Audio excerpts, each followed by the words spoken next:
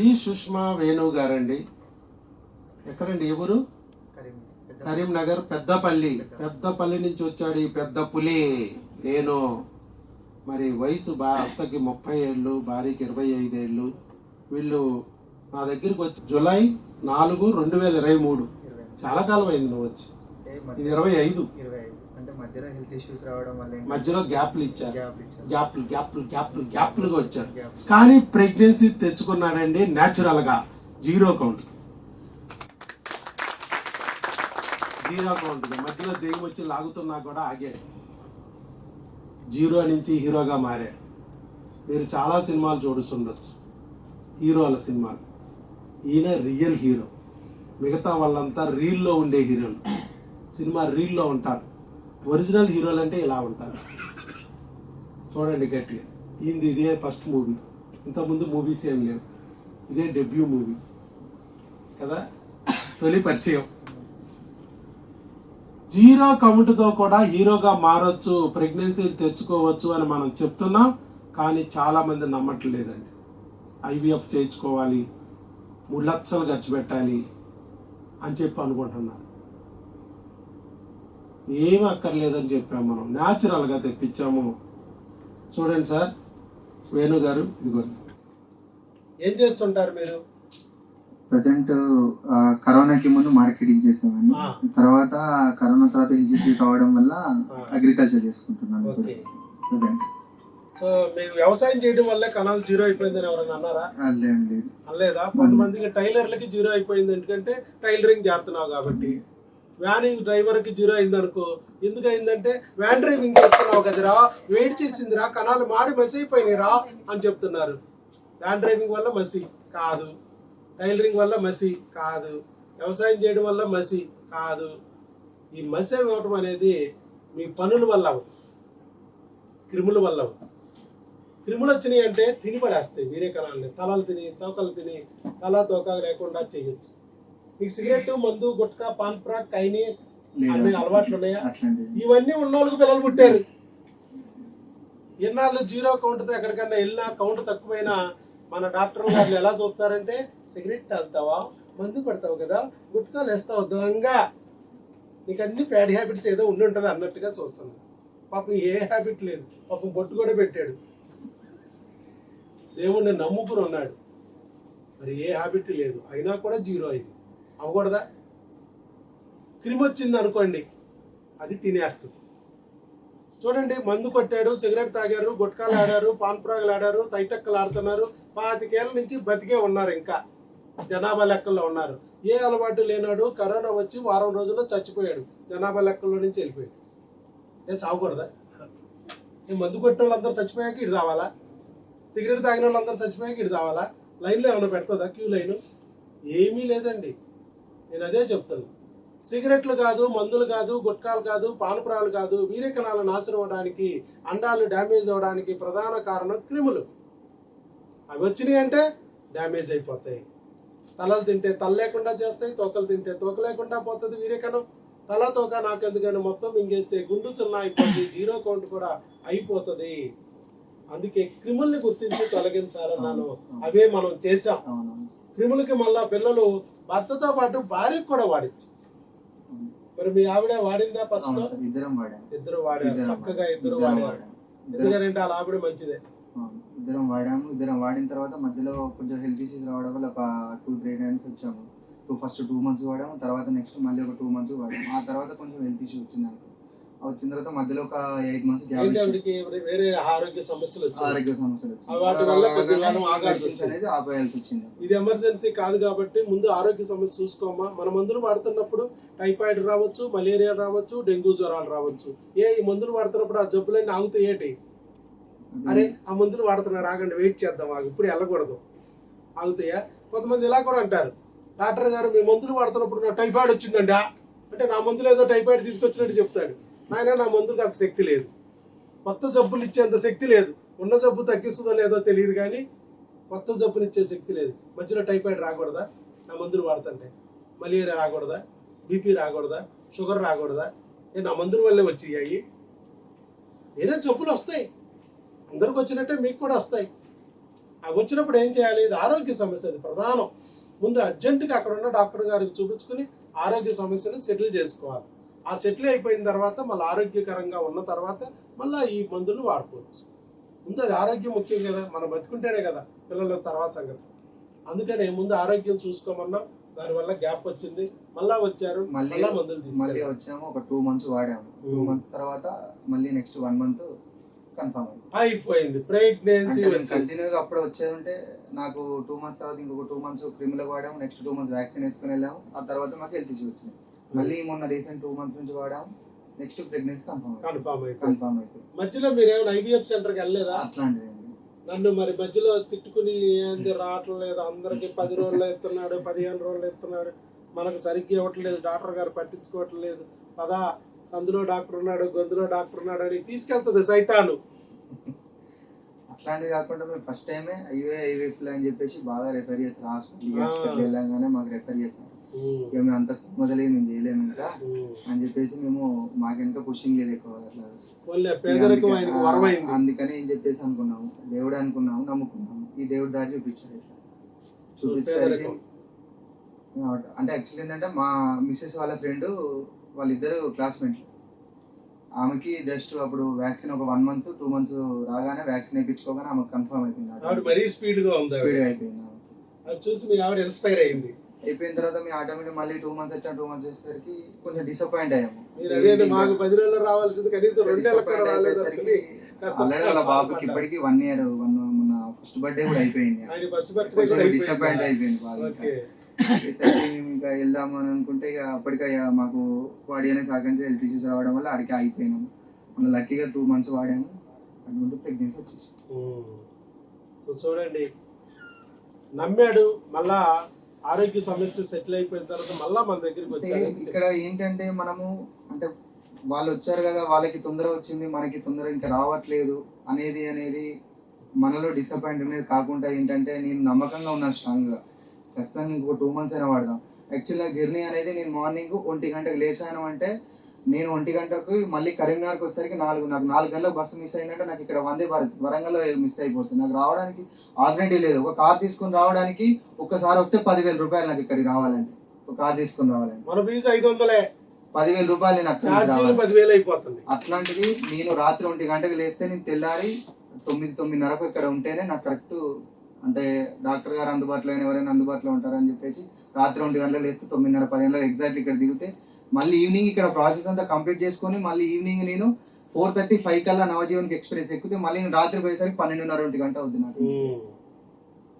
అట్లా చూడండి, అంత అననుకూలంగా ఉన్నా కూడా బాగా ఏంటంటే మాకెవ్వరు సపోర్ట్ లేదు, ఇంత లేదు. మేము రాత్రి 24 ఏ టైం అయినా మాకెవరు సపోర్ట్ ఉన్నా లేకున్నా నా నమ్మకం కొద్దీ ఇంత దూరం నాకు ఒక దేవుడు దారి చూపించాడు. దేవుడు నమ్ముకున్న దారి చూపించాడు. నాకు సక్సెస్ గానే అయిపోయాను. నాకు అదే సంతోషం. నాకు ఒక దేవుడిలాగా వరం ఇచ్చినట్టు నేను అందరం ఫస్ట్ ఏంటంటే నమ్మకంగా రావాలి, నమ్మకంగా చేసుకోవాలి. అంతే తప్ప ఒకరి ద్వారా పోల్చుకోవడం, ఒకరి ద్వారా చేసుకోవడం అనేది అట్లాంటిది మాత్రం పెట్టుకోవాలి. మన నమ్మకం మనకు ఒక శక్తి. నమ్మకం ఉన్నంతసేపు ఏది అనేది అసలు మన నమ్మకం కోల్పోయినామంటే ఫస్ట్ మనము ఏం చేయలేము. ఇంకా మన నమ్మకం మనకు స్ట్రాంగ్. ప్రెగ్నెన్సీ కన్ఫర్మా కాదా అని చెప్పి వాళ్ళు మాకు కాల్ చేశారు. మేము ఇమీడియట్గా చెప్పాం, ఒక స్కాన్ తీయించుకోండి అని చెప్పాం. స్కాన్ తీయించారు. ప్రెగ్నెన్సీ కన్ఫర్మ్, అది కూడా గర్భసంచిలో ఉంది. జస్ట్ 1 week ఎర్లీ ప్రెగ్నెన్సీ అని ఇచ్చారు. ఇదిగో గర్భసంచిలో కూడా కనపడుతుంది, చిన్న జెస్టేషనల్ సాక్ కనపడుతుంది. గర్భసంచిలో వచ్చింది, ట్యూబుల్లో కూడా రాలేదు. Natural pregnancy. పైగా ఇవిడికి సిస్టులు ఉన్నాయి. భార్యకి, ఇతని భర్తకి 0 కోడ్లు అయితే భార్యకి సిస్టులు ఉన్నాయి. ఎమరేజిక్ సిస్ట్, ఇప్పుడు కూడా ఎమరేజిక్ సిస్ట్ ఉంది, అక్కడే ఉంది. సిస్ట్ అక్కడే ఉంది, బిడ్డను తీసుకొచ్చాం. గడ్డలు అక్కడే ఉంటాయి, బిడ్డలు వస్తాయి. కానీ మన డాక్టర్ అమ్మలు కొంతమంది ఒప్పుకోరు. గడ్డ ఉందిరా, అది తీయాలరా, లాప్రోస్కోపీ చెయ్యాలరా, పగిలిపోతుంది. గడ్డ అలాగే ఉంటుందమ్మా. బిడ్డను తెచ్చుకుంటే గడ్డలు అణిగిపోతాయి. మన టార్గెట్ గడ్డలు కాదు, బిడ్డలు. గడ్డల్ని కెలుక్కుంటా కూర్చున్నాం అనుకో, అవి తీస్తూ ఉంటాయి, మళ్ళీ వస్తూ ఉంటాయి. Ovarian cyst, chocolate cyst, hemorrhagic cyst, fibroids, పాలిపులు, ఇవి క్రిముల వల్ల వచ్చిన చీము గడ్డలు అవ్వచ్చు, లేదా హార్మోన్ల సెగ వల్ల వచ్చిన సెగ గడ్డలు అవ్వచ్చు. క్రిములు అయితే క్రిములకు మందులు వాడాలి. వాడిచ్చామా లేదా? భార్య భర్త ఇద్దరికి వాడి 2 months క్రిముల నుంచి స్టార్ట్ అవ్వగానే తర్వాత వ్యాక్సిన్ వేసిపోయినాగానే 2 months లో యాక్చువల్ నాకు అప్పటికి 6 months 7 months లోనే కంప్లీట్ అయిపోయేది. కానీ నాకు ఇక అదృష్టమైన అప్పుడు నాకు హెల్త్ ఇష్యూస్ రావడం వల్ల ఆగిపోవడం వల్ల ఇంత టైం పట్టింది ఇప్పటి వరకు. మళ్ళా వచ్చినా కూడా మళ్ళీ క్రిములకి పెట్టాం, గ్యాప్ వచ్చిందని మళ్ళా రెండోసారి క్రిములకి పెట్టాం, పెట్టి మళ్ళీ హార్మోన్లకి పెట్టాం. హార్మోన్ల సెగ వల్ల వచ్చిన సెగ్గట్ అవ్వచ్చు అని చెప్పి హార్మోన్లు కూడా పెట్టాం. ఆ ట్రిప్లో అయిపోయింది. సో ఈ విధంగా ప్రెగ్నెన్సీ తెచ్చుకోవచ్చు న్యాచురల్గా. భార్యకి సిస్టులు ఉన్నా గెడ్లు ఉన్నా, భర్తకి జీరో కౌంట్ ఉన్నా సరి చేసుకోవచ్చు, ప్రెగ్నెన్సీ తెచ్చుకోవచ్చు. ఎలాంటి ఐవీఎఫ్ లేకుండా ప్రెగ్నెన్సీ పొందొచ్చు. ఏమన్నా ఆపరేషన్ ఏమైనా చేసామా? నీ వృషణాల్లో ఏమన్నా ఉడిసేసి మొక్కలు తీసి జాయింట్ పీసులు తీసి వేయించి ఏమన్నా చేసామా? టెస్టికులర్ బయాప్సీలు లేవు. కొంతమంది జీరో కౌంట్ అవనగానే బయాప్సీ చేయాలి, మొక్క తీయాలంట. ఏం చేసుకుంటారో ఆదివారం వేయించుకు తింటారో ఏటో. అసలు క్రిములు అనేవి ఉన్నాయనేది చెప్పరండి. వీరే కణాలు ఎందుకు పోతాయి, ఎందుకు కనపడటం లేదు ఏమో. క్రిములు వచ్చి తినేసినాయి ఏమో కణాలని. ఇప్పుడు విత్తనాలు ఉన్నాయి, ఆ విత్తనాలు క్రిములు వచ్చి పురుగులు వచ్చి తినేసినాయి అనుకో, కనపడవుగా, మొత్తం మింగేసినాయి. ఇంకెక్కడ కనపడతాయి? కనపడవు. అదే పురుగును తొలగిస్తే నిన్నటి వరకు ఉన్న విత్తనాలు తింటాయి, ఇవాళ వచ్చే విత్తనాలు తినలేవుగా, పురుగును తొలగించేసాంగా, తినడానికి వాళ్ళు లేడు, ఉన్న విత్తనాలు కనపడతాయి. రోజువారీ తయారవుతుంటాయి వీర్యకణాలు. సో ఆ క్రిములను తొలగిస్తే నీ వీర్యకణాలు నీకు మళ్ళీ కనిపిస్తాయి అని చెప్పాము. అలాగే హార్మోన్లు లేకపోతే ఏమైందంటే మనకు అక్కడ వీర్యకణం తయారవ్వదు. ఇప్పుడు మటన్ బిర్యానీ కావాలి, మటన్ ఉండాలి, రైస్ ఉండాలి, గ్యాస్ ఉండాలి, స్టవ్ ఉండాలి, మసాలా దినుసులు ఉండాలి. ఇవన్నీ ఇచ్చినా కూడా అగ్గి పెట్టలేదు అయిద్దా? అగ్గిపుల్ల పెట్టి పొయ్యి వెలిగించకపోతే ఎన్ని కేజీలు మటన్ ఉంటే ఏంటి, ఎన్ని కేజీలు రైస్ ఉంటే ఏంటి, బిర్యానీ తయారవదుగా. ఇక్కడ కూడా వీర్యకణం ఉండదు. ఏదో ఒక హార్మోన్ లోపించింది అనుకో, ఉండదు, దొరకదు, కనపడదు. ఇక్కడ అలాంటి లోపాన్ని సరిచేయాలి. అలా లోపాన్ని సరిచేయడానికి ఏ హార్మోన్ లోపించింది అనేది చెక్ చేసి ఆ హార్మోన్లకు సంబంధించిన బిళ్ళలు పెట్టాం. అలాగే భర్తకు బిళ్ళలు పెడుతున్నప్పుడు భార్యకు కూడా హార్మోన్ల సమస్య ఉంటే ఆవిడకి కూడా సరి చేస్తాం. ఆవిడికి సిస్టులు ఎట్లా వస్తున్నాయి హార్మోన్ల సెగల వల్ల. ఆవిడ సెగక ఆవిడికి విడిగా, ఈయన హార్మోన్కి ఈయనకి విడిగా పెట్టాం. క్రిములకేమో సేమ్ మందులు పెట్టాం, హార్మోన్లకేమో ఎవరి ఆలయో విడివిడిగా పెట్టాం. అలా పెట్టిన తర్వాత ప్రెగ్నెన్సీ కన్ఫర్మ్ ఇది. సో ఈ రకంగా ప్రెగ్నెన్సీ తెచ్చుకోవచ్చు అనేది మేము ప్రూవ్ చేస్తున్నాం. మనం చెప్పిన దారిలో నడిస్తే దేవుడు దారి చూపిస్తాడు ఎప్పుడు. ఒక దారిలో బిడ్డ లేకపోతే ఇంకొక దారి, ఇంకొక దారిలో బిడ్డ లేకపోతే ఇంకొక దారి, అలా ఒక మెట్టు తర్వాత ఒక మెట్టు, ఒక మెట్టు తర్వాత ఒక మెట్టు నేను నడిపిస్తూ ఉంటాను. నన్ను నమ్మి ఆ మెట్లు ఎక్కుతూ ఉంటే ఏదో ఒక మెట్టు దగ్గర నీ బిడ్డ ఖచ్చితంగా ఉంటాడు. ఆ బిడ్డను చూసి సంకరేసుకురండి అని చెప్పాను. అదే విధంగా నమ్మి నిలబడ్డారు, ఈరోజు ఈ ప్రెగ్నెన్సీ పొందారు. చూసారా, పేదరికం అనేది వరమైంది. లేకపోతే ఈ పాటికి ఐవీఎఫ్ చేసి తిత్తు తీసేవాళ్ళు, మొత్తం ఒళ్ళు గుల్ల చేసేవాళ్ళు. వాళ్ళ ఆవిడికి పొట్టల మీద సట్టల మీద మానాల్లో సూదులేసి గుచ్చే నరక యాతన చేస్తున్నారు. భర్తకి జీరో కౌంట్ అయితే భార్యకి 30 ఇంజక్షన్లు చేస్తున్నారు. భర్తకి జీరో కౌంట్ అయితే భార్యకి 2 ఆపరేషన్లు చేస్తున్నారు. ఓవం పికప్, ఎంబ్రియో ట్రాన్స్ఫర్, 2 సార్లు ఆపరేషన్ థియేటర్లోకి వెళ్ళాలి. భర్తను ఏం చేయట్లే. భర్తకు జీరో కౌంట్ అయితే తను పుట్టబొమ్మలా కూర్చోబెట్టి 3 లక్షలు జేబులోంచి తీసుకుంటున్నారు అంతే. ఆయన జేబు గొల్ల, భార్యకి ఒళ్ళంతా గొల్ల. ఇదేమీ లేకోకుండా ఆవిడకి ఒక ఆపరేషన్ చేసామా? ఏమీ లేదు, జస్ట్ మందులు. నువ్వేం మందులు వాడావో ఆవిడ అదే మందులు వాడేది. హార్మోన్లకి ఎవరి వాళ్ళకి ఇచ్చాను, వాడుకున్నారు, చక్కగా ప్రెగ్నెన్సీని పొందారు ఈరోజు. సో ఏదేమో నమ్ముతారు మీరు? పేరు చెప్పక్కర్లా, దేవుడిని అయితే నమ్ముతాను 100%. నేను దేవుడిని నమ్ముకున్నా సార్, ఆ దేవుడు దారి చూపించాడు, ఇక్కడికి వచ్చాను సార్, అంతే. నా నమ్మకం సార్, నా నమ్మకమే ఈ రోజు గెలిపించింది నన్ను. అన్ని హెల్త్ ఇష్యూస్ ఉండడం వల్ల కూడా నేను మళ్ళీ రికవరీ అయిపోయి మళ్ళీ ఇక్కడికే వచ్చిన తర్వాత నాకు ఇక్కడ నమ్మకం ఉంది కాబట్టి మళ్ళీ ఒక 8 months నేను గ్యాప్ ఇచ్చాను కూడా మళ్ళీ 2 months వాడాను. నా నమ్మకంతో ఇక్కడికి వచ్చాను. ఈ 2 months తర్వాత నేను అనుకున్నా సాధించుకున్నాను. మధ్యలో గ్యాప్ వచ్చినా కూడా నేను నిలబడ్డాను. నాకు ఇంక హెల్త్ ఇష్యూస్ ఉండడం వల్ల ఈ ఐవీఎఫ్ అయ్యాలంటే ఇంకేమవుతుందో ఏం జరుగుతుందో అని భయపడి మేము దూరం ఉండి ఈ 2 months ఇక్కడ వాడేసాం వచ్చి. కాబట్టి నమ్మకం ఉండాలి, మన నమ్మకంతో వాడాలి. ఆ నమ్మకంతో వాడితేనే ప్రెగ్నెన్సీ వస్తుంది. మధ్యలో ఏదన్నా సమస్యలు ఉన్నా కూడా ఆగినా కూడా వచ్చి చెప్పుకోవాలి, పరిస్థితి ఇట్లా ఉంది సార్ అని చెప్పుకుంటే మళ్ళా మేమేమనము.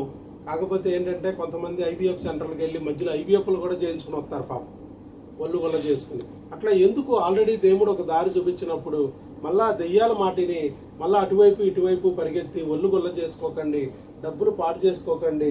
అనవసరంగా ఒళ్ళు గొల్ల అయిపోద్ది, హార్మోన్ల డిస్టర్బెన్స్తో మళ్ళీ మీకు హిస్టరిక్గా మారిపోతారు, రకరకాల దుష్ఫలితాలు కూడా వచ్చే అవకాశం ఉంటుంది. చాలా సింపుల్ టెక్నిక్ ఇది. మందుల ద్వారా మీ శరీరంలో ఉన్న రుగ్మతల్ని సరి చేసుకోండి. ఆ మందు మాకులతో చక్కగా బిడ్డని బిడ్డని పొందొచ్చు అని చెప్పాను నేను.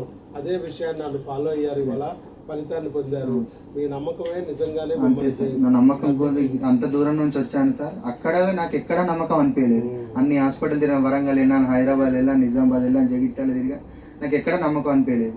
కానీ వీళ్ళ ఫ్రెండ్ అనే అమ్మాయి ద్వారా నాకు అనిపించింది. అప్పుడు ఇక్కడికి వచ్చాము, ఇన్ని తిరిగాము, ఇక్కడికి కూడా వద్దాము దాన్ని అని చెప్పేసి. ఏదైనా ప్రతి దానిలో నమ్మకం పోతే తిరిగాము, ప్రతిదీ పాజిటివ్గా ఆలోచించకుండా తిరుగుతున్నాం. ఇక్కడి దాకా వచ్చాము, ఇక్కడి దాకా వచ్చిన తర్వాత ఇవొక 2 months వాడదాం, 4 months వాడదాం, ఇన్ని వేలు ఖర్చు పెట్టుకుందాం, ఆ నమ్మకంతో వచ్చాను. నేను అనుకున్న ఎన్నో చోట్ల తిరిగారు, ఎక్కడ జరగంది ఇక్కడ జరుగుతుందేమో, జరగకపోవచ్చు, కొన్ని ప్రయత్నిద్దాం. ఇన్ని చోట్ల ప్రయత్నించాం, అందరూ ఐవీఎఫ్ అంటున్నారు, అందరూ రకరకాలుగా చెప్తున్నారు, ఆపరేషన్లు అంటున్నారు, డోనార్లు అంటున్నారు. అవి ఏమీ లేకుండా ఈయన ప్రయత్నిస్తానంటున్నాడు, మందులు వాడిస్తానంటున్నాడు. చక్కగా మందులు వాడి ఫలితం పొందుదాము అనే ఆలోచనతో వస్తే ప్రెగ్నెన్సీ, పోతే ఛార్జీలు. ఒకసారి ట్రై చేస్తే ఏం పోయింది, 10 పుట్టల్లో వేలు పెట్టాం, ఆ దేవత దొరకలేదు. ఏమో 11వ పుట్ట ఇది కూడా చూద్దాం, ఎట్లాగూ వేలు పెట్టాంగా 10 పుట్టల్లో, ఇక్కడ కూడా ఒకసారి పెట్టి చూద్దాం, ట్రై చేద్దాం అన్నట్టుగా ఆలోచించి ఒక ట్రయల్ గా వచ్చాడు. చివరికి ఇక్కడ సక్సెస్ అయిపోయారు. ఆల్ ది బెస్ట్ అండి. చక్కగా మీరు బ్రహ్మాండంగా ప్రెగ్నెన్సీని పొందడమే కాకుండా వీళ్ళలో కూడా మరి ధైర్యం కలగడానికి ముందుకొచ్చి వీడియో ఇచ్చారు. వేణు గారికి, సుష్మా గారికి గట్టిగా చప్పట్లతో పెద్దపల్లి పులి అంతే. హీరో అన్నా కదా, 0 to హీరో.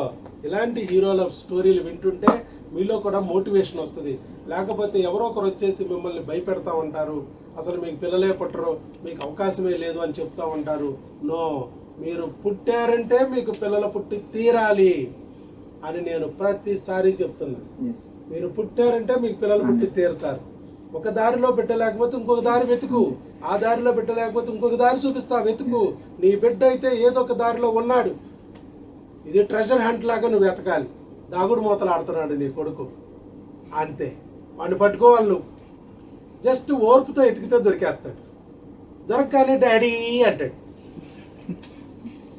నువ్వు అప్పుడు వరకు పడిన బాధ అంతా తేలిపోదు. అది దేవుణ్ణి నమ్మిన అందరికీ కూడా మేలు జరిగిద్దండి.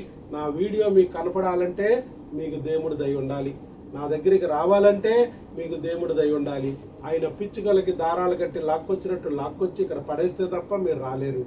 లేకపోతే మధ్యలో దెయ్యాలు ఆపేస్తాయి. సందులో డాక్టర్ ఉన్నాడు, గొంతులో డాక్టర్ ఉన్నాడు అని అక్కడే ఆపేస్తాయి. అలా కాకుండా దేవుడు పట్టుకు రావాలి. మళ్ళా నా దగ్గర ఇక్కడ నిలబడాలంటే దేవుడు దయ ఉండాలి. లేకపోతే మధ్యలో దెయ్యాలు వచ్చి మిమ్మల్ని లాగేస్తాయి, ఆపేస్తాయి.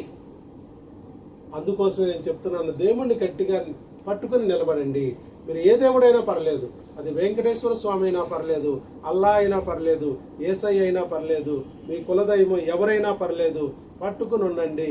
ఖచ్చితంగా మీ బిడ్డని చేతిలో పెడతారు, ఆ దారి చూపిస్తారు అని చెప్పాను. God bless you. శీఘ్రమేవ సుపుత్ర సుపుత్రిక ప్రాప్తిరస్తు. అరడజన్ ప్రాప్తిరస్తు. ఈ బుక్ కూడా తీసుకెళ్ళండి, ఈ బుక్ ఫాలో అవ్వమన్నా. చెప్పారమ్మా? నేను ఏం